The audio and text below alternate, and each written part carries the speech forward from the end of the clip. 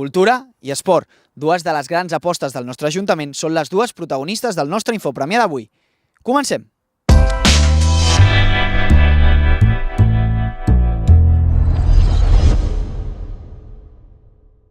Premià de Dalt ja té un nou espai per la pràctica del workout. Es tracta d'una instal·lació esportiva per fer exercici físic a l'aire lliure, concretament sota el Santuari de la Cisa, fruit de la urbanització d'aquest sector, que també comprèn la creació de camins saludables per passejar i córrer. Aquest equipament esportiu ha estat possible gràcies a l'acord entre l'Ajuntament i la propietat dels terrenys que s'estan urbanitzant. A més, aquest passat dissabte 2 de juny es va donar el tret de sortida al 41è Festival de Música del Maresme amb el primer de 5 concerts, en aquesta ocasió a Can Casadellà. Hi van assistir una 60ena de persones per gaudir de sonates de Bach, interpretades per l'Anton Serra i el Jordi Ribell. Per més informació, recordeu que podeu veure el vídeo complet al nostre canal de YouTube o a les nostres xarxes socials.